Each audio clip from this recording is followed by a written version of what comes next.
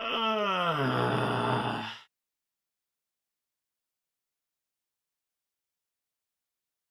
Hey everybody, I'm Philip. And tonight, right now, I'm going to talk about It, Welcome to Derry, Season 1, Episode 4.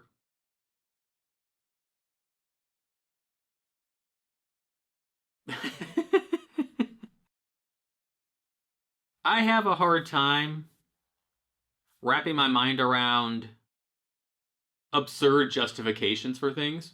I'm just going to come out and say it right now. I was told that since it is an interdimensional being, that bad CGI is allowed because how else is it supposed to look?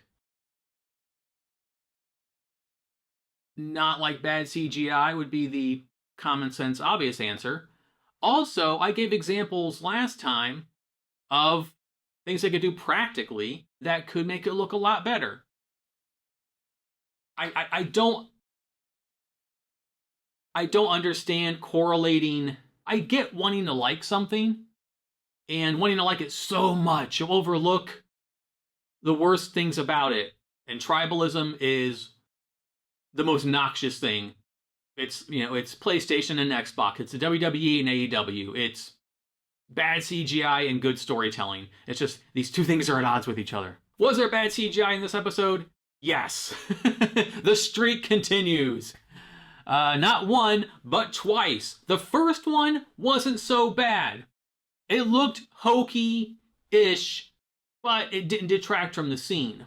The second one, like usual, jumped the freaking shark. I don't care that it is an interdimensional being. I don't care that it's a cosmic being. Cosmic does not mean bad CGI. It doesn't. And if you think it does, more power to you. But that does not justify a show that is on HBO Max with a substantial budget looking like shit. It does not justify it.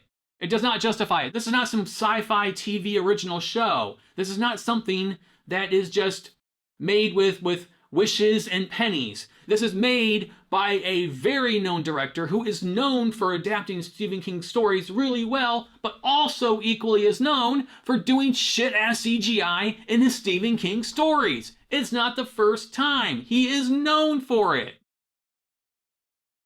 And I'm not alone. I don't put much stock into X. I don't put much stock into Reddit. I don't put much stock into any of these places where opinions fly and there's no common sense or logic behind them. So people want to get on me about complaining about the bad CGI. Go ahead. But I'm not going to sit here and act like saying it's a cosmic being somehow justifies that when this thing has a very known director and a lot of freaking money. They can afford better. That is the point. And since they can afford better, they can do better. And they don't, and I don't know why. That is the problem I have. Think about it, the TV show, the TV series. It was on when I was a kid. I'm old as fuck. Didn't stop it from being a really interesting, cool narrative they told because it was a made-for-network TV series. They did not have the budget that they have now. And they use storytelling. They use practical effects more. They use, there was coming out of the drain was a little corny back then, but, and when people watch it back now, other than Tim Curry's performance, which is celebrated as it should be, and the first part being better than the second part, which is universally accepted, even in the book, part 1 is much more interesting than part 2. When people watch it back now, they don't talk about how great the effects look. Because they don't look good. It's like Children of the Corn was the very first horror movie I ever watched when I was 8 years old. It has a special place in my heart. I watched it back recently with Justin just to show him, the very first horror movie that I ever watched. The effects in that movie are god-awful. The end is embarrassing. It is. But at the time, it was fine. But it's not 1984 anymore. What are we doing? How do you justify this? And If I peaked the audio during all that, I apologize. I turned it down. I have been sitting on this for a week. So please forgive me. I just what is this world becoming? Where common sense and logic and reason are just not at all just what are we doing? I don't know. Anyway, let's go to the episode. I like this one. I did. Other than the end, which there were aspects of it I did like. Other than the end with the Galoo, or Pennywise, but in this instance, we know it as the Galoo. It was okay when we were in the Mind Palace that Halloran was invading. That was fine. All that was fine. But it was the woods part, man. When it was like the big Puritan guy and the teeth and they have to take it a step too far every single time almost. They didn't earlier. It was still a little corny in parts. It's like if somebody takes a picture and it's blurry and you're like, well, yeah, they're just using an iPhone Air to take the picture, not a professional camera. You can still take a good picture with an iPhone Air. You gotta try. You won't be able to take as good a picture as a professional camera, but you can do pretty damn good if you try. If you try. If you get what I'm saying, then awesome.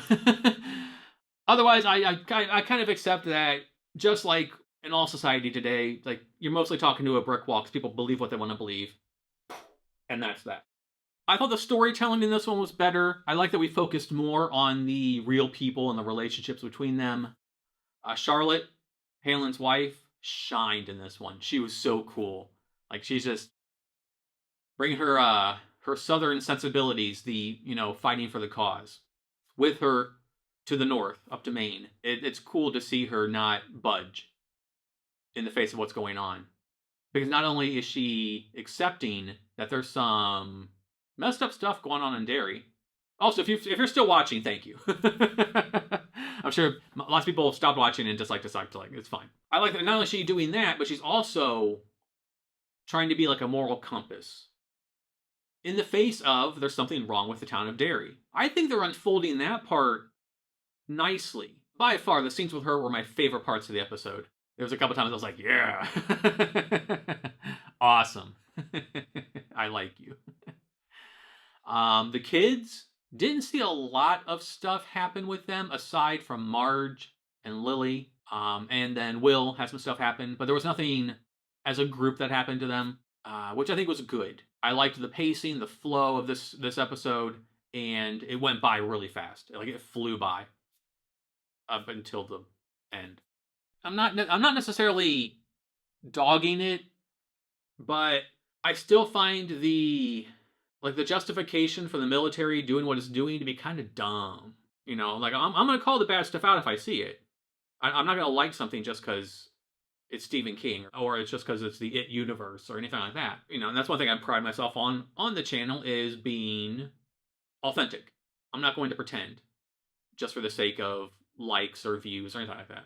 Obviously not, because not the biggest channel.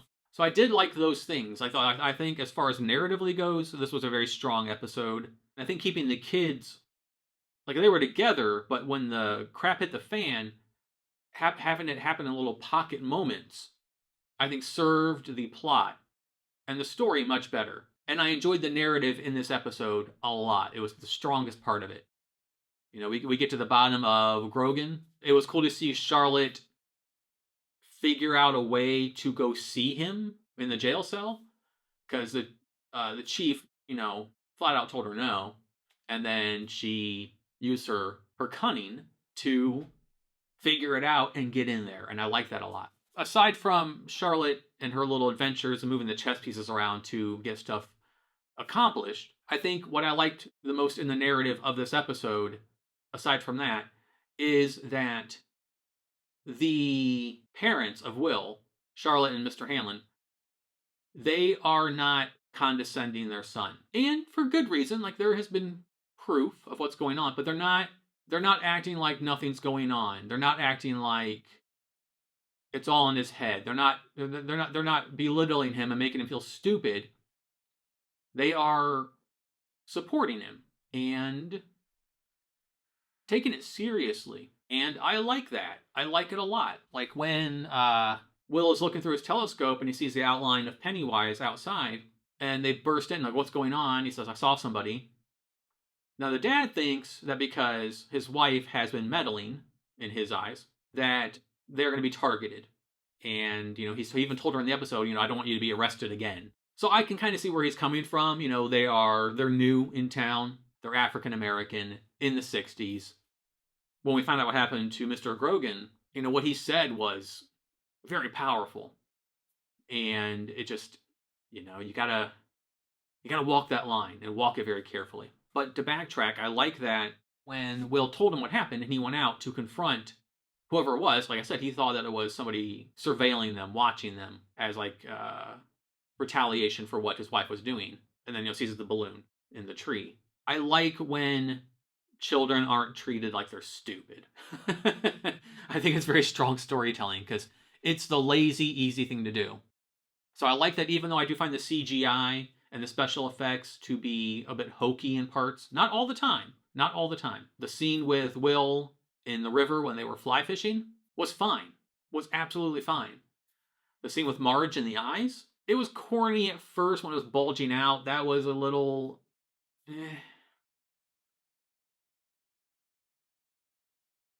But it was okay. It didn't ruin the scene for me. But I said at the end with then the Puritan person with the mouth and the baby and all that. And the mouth I can even forgive a little bit because that's very much a Pennywise it thing. We've seen it in other mediums before. So that just the baby.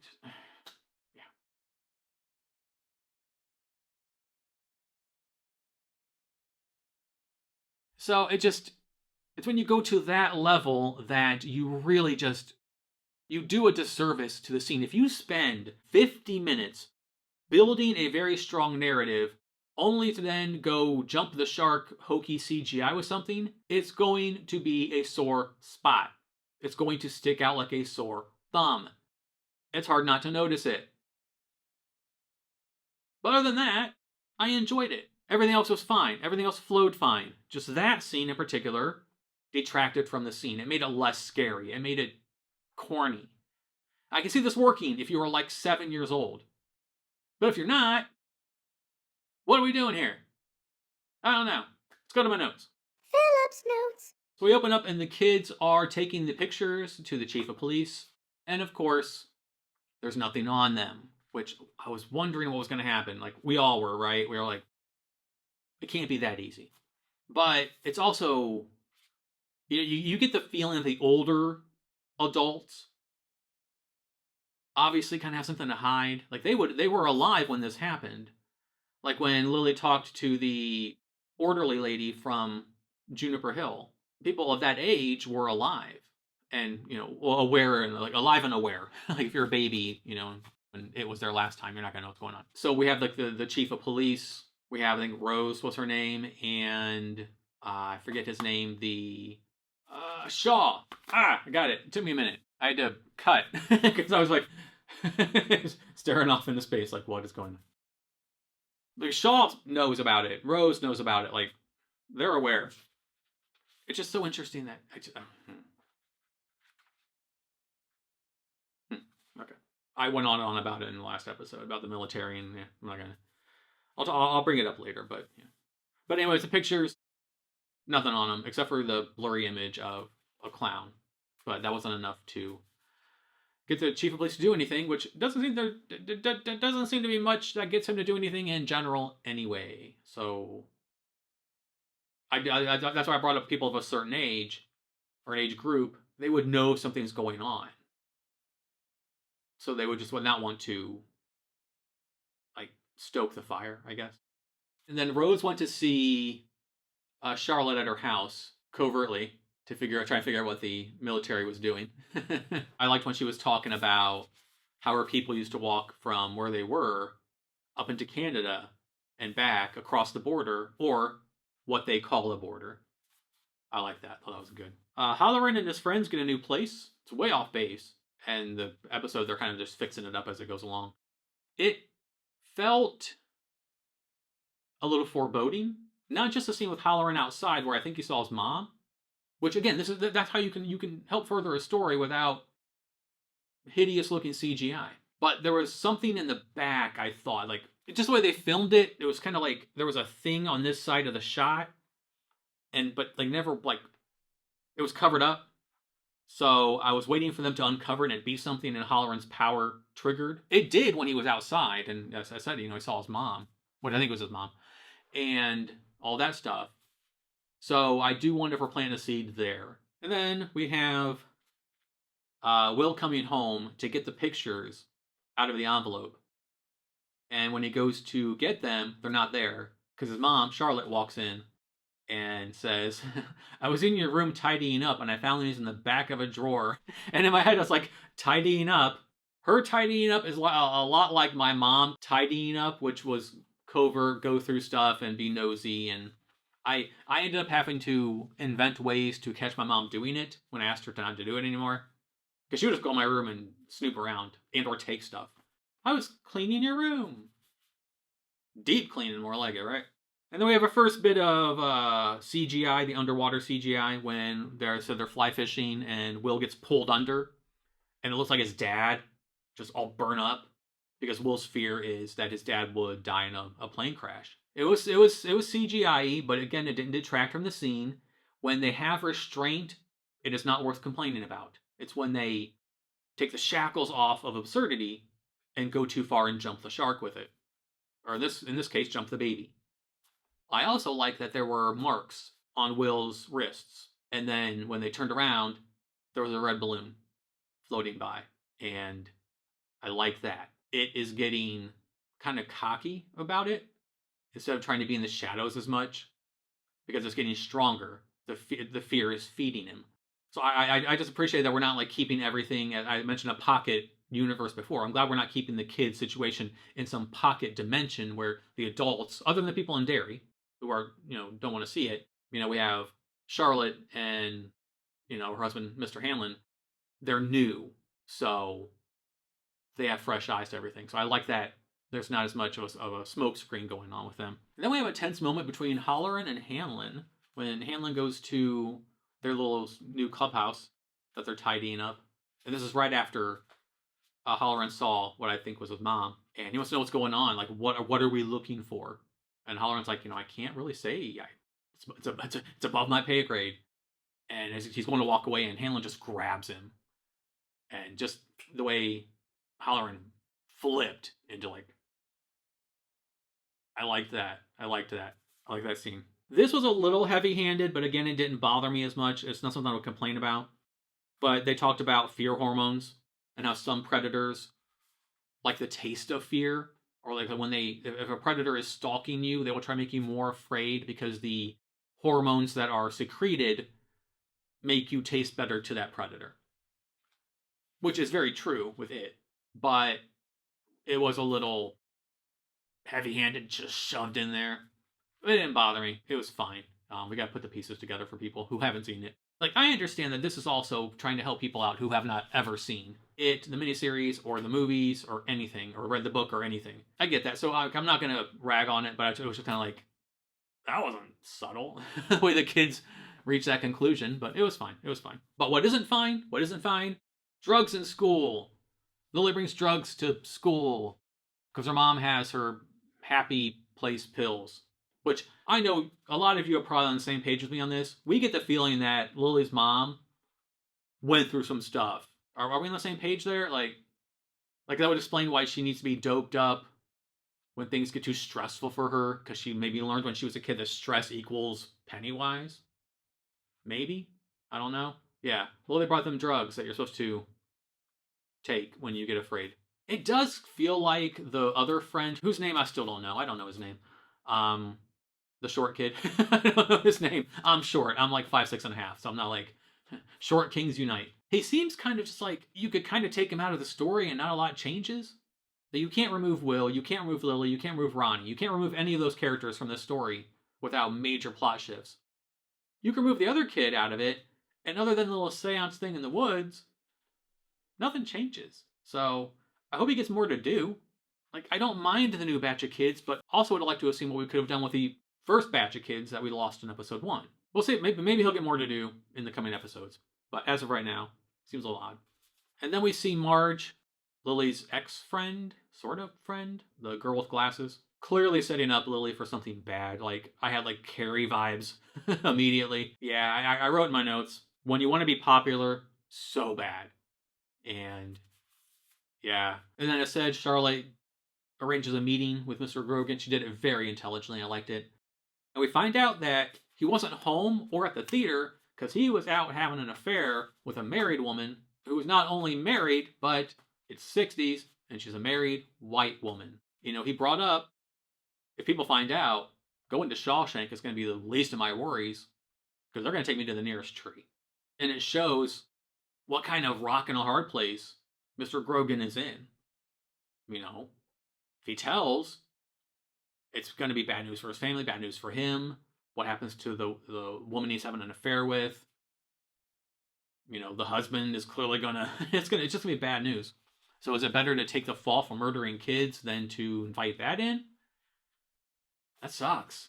And like, damn. I think it was the military officer in charge guy. I think Shaw is one that said it. He says the cycle will be over soon, and the weapon gone underground. So, yeah. I'm not going to harp on the whole military thing like I did last episode, but all of my questions are still there. I think it's easily the weakest plot thread going on right now. Trying to have an open mind to see where they take it, but right now it's kind of like, what? And then we have the scene with Marge's eyes, and they're bugging out because they watched a thing earlier in class about the worms that will burrow in and come out of a snail's eyes or whatever. And it freaked her out, you know, it scared her. So that's what was happening to her, and she was trying to cut her eyes off. Was what it was. But in the end, everyone comes in and sees that Lily is standing over Marge because she's trying to take the instrument out of her hand. I think it was an awl, I think. She's trying to take it out of her hand, and she's holding it so she looks like she was the aggressor. And Marge is, you know, she tried to take out her eyes. As a scene, it was fine. It was effective, but, you know, I'm not going to beat the dead horse on it. You know what I didn't like. It didn't take away from the actual scene itself. And then we see what I think was one of the cooler scenes. Shaw finds out that the Native Americans have been spying on them. And he finds out that they know more than they're letting on. So he brings in Halloran to get into his head and extract the information of where it is. And here we get the story of it. Falling to the earth millions of years ago, you know, roaming the woods, whole nine. Again, this is good for people who have not seen any of the other material or read the book or anything. I didn't mind it. I thought they did a really cool job of telling the story through this like head invasion thing. I liked that. We learned about the pieces of the meteorite that fell and how the Native Americans put them in 13 spots around the woods that the military wants to dig up for reasons. Like, why not try and get it when it's contained in a cage? It'd be like letting a tiger loose in the city and then trying to catch the tiger or trap the tiger. You already have it trapped. Just, you know where it's at. It's in a small, if you take the things off, it's going to be, we can go anywhere, do anything.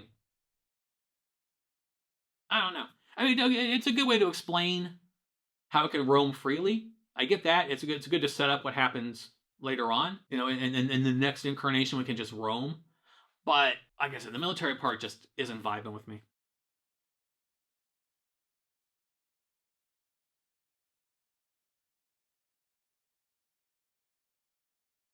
I said they put the shards in the ground to cage it, and they put the shards in a turtle shell. I like that. I like that. The Native American guy tells Halloran to follow the tunnels, and the tunnels are under the house. Follow the well, which we saw in previous stuff too. That was cool. That was cool. And then I guess my only question overall after it's over is just How do they plan on weaponizing it? That's what I don't get. How can you, like, if you are a cosmic being that's allowed to be bad CGI, apparently, how do you weaponize that? Do they have a plan for that? Maybe they do. Like, we're watching it in the moment, so obviously none of us know right now. But it's, what's the end game? I know the whole war thing going on and all that, but it just feels like the military stuff could have been written better.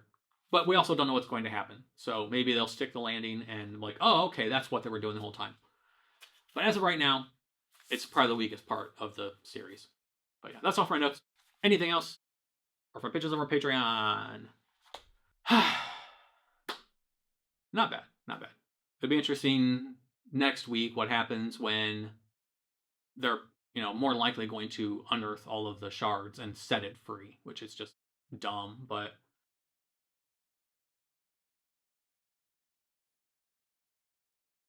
if you watched it, Welcome to Derry, episode 4, halfway through the season now. We're halfway through as far as I know.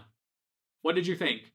Aside from if you think I'm being too harsh on the CGI, if it's going to be bad, I'm going to continue to talk about being bad. What was your favorite part of this episode and why? As always, I don't have a fancy outro, so I will simply say thank you for watching, and I will see you in the next one. Until then, goodbye.